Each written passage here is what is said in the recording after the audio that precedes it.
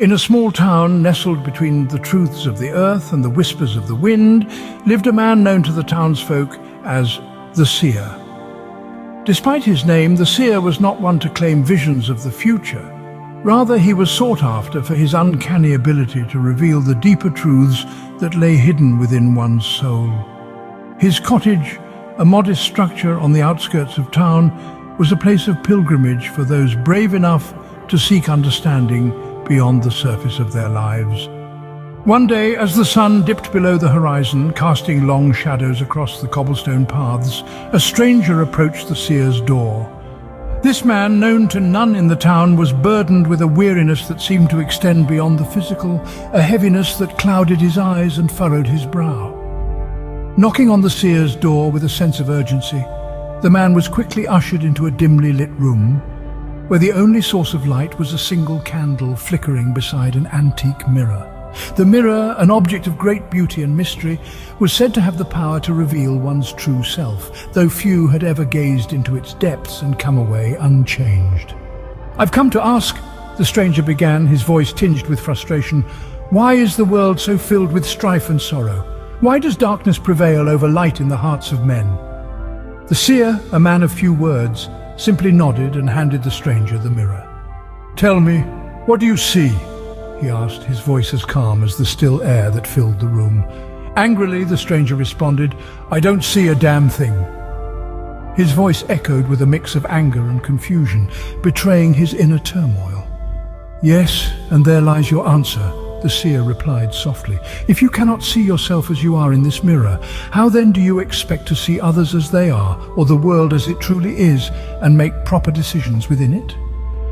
The stranger, taken aback by the Seer's words, stormed out of the cottage, still blind to both himself and the world he failed to understand. His pride and denial had kept him in a darkness that had long ago stolen his vision, leaving him to wander in a world perceived through the lens of his own misconceptions. The Seer, left alone once again, gazed thoughtfully into the flickering candle, reflecting on the encounter.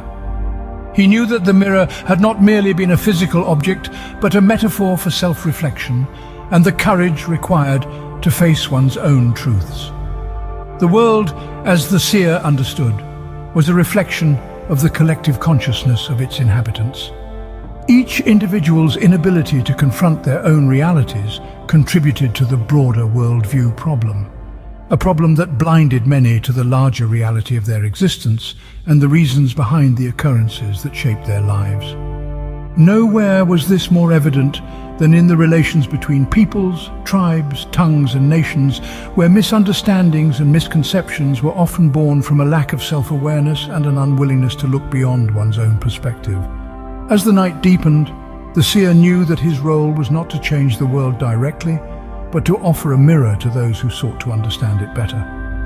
For in understanding oneself, one begins to understand the world. And in that understanding lies the potential for transformation, both personal and collective. In the continuum of our tale, beyond the veil of the first encounter, there stood another man, equally ensnared in the shadows of his own blindness. His journey, parallel in its essence yet distinct in its path, unfolded within the same realm where light and shadow perpetually intertwine, crafting the narrative of existence. This second man, driven by a restlessness that whispered of unseen truths, sought me out amidst the chaos that veiled the world in shadows of despair. His question, though cloaked in the same fabric of disillusionment as the first, carried a subtle echo of hope. How can one find direction when all paths seem shrouded in perpetual twilight? With a mirror in hand, the same vessel that had offered a glimpse into the abyss for the first, the Seer extended an invitation to introspection. "Look upon this mirror," I suggested, "and tell me, what visions does it conjure?" The air around us thickened with anticipation as he peered into the glass, his silence a heavy cloak. Finally he uttered, "Darkness, a void where light should dance. I see nothing."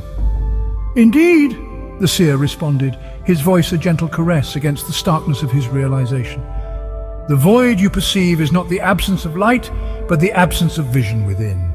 The world remains fractured not by its own design, but by our collective blindness to the luminance that resides even in the deepest night."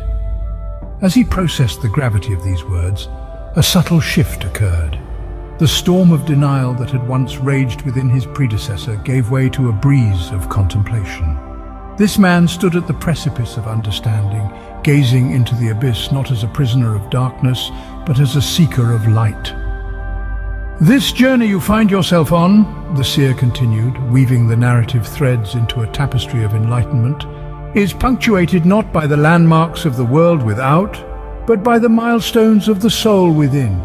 The Garden of Goodbyes, where you now unwittingly stand, is not a place of endings, but of beginnings, a threshold where the dawn of self-awareness beckons the blind to awaken." In this sacred interlude, the man began to discern the faintest glimmer of light within the mirror, a reflection of the potential that had always dwelled within him. The realization dawned upon him that the path to clarity lay not in the external quest for answers, but in the inward journey towards self-revelation. And so, the Garden of Goodbyes, with its monuments to the past and gateways to the future, emerged as a crucible for transformation. Here, in the confluence of shadow and light, the second man embarked upon the most pivotal journey of all, the journey towards seeing not just the reflections of the world, but the essence of his own being. Thus our narrative weaves forward, a testament to the enduring quest for understanding in a world where the only true blindness is the refusal to see. It is in the embrace of our inner light, reflected in the mirrors we dare to gaze into, that we find our way out of the shadows and into the embrace of a new dawn. In a realm where the dance of shadows and light shapes the very fabric of reality, there existed a dark royal couple, rulers of a kingdom lost in the twilight of rebellion.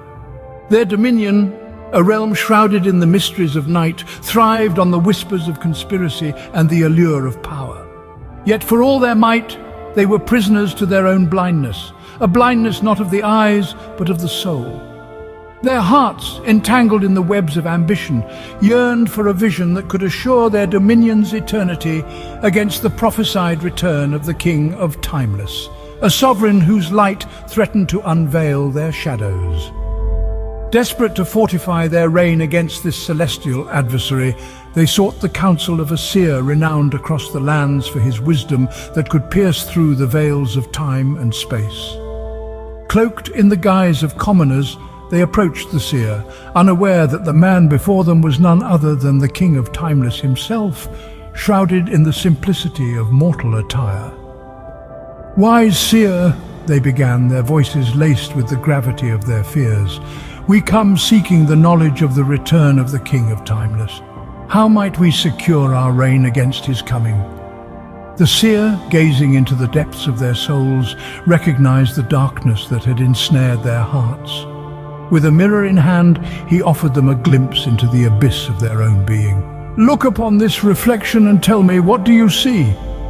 The royal couple stared into the mirror, their faces a canvas of frustration. "Nothing," they replied. "The mirror reveals nothing but emptiness." A tempest of denial raged within them, yet the seer's voice, calm as the eye of the storm, spoke of truths unacknowledged.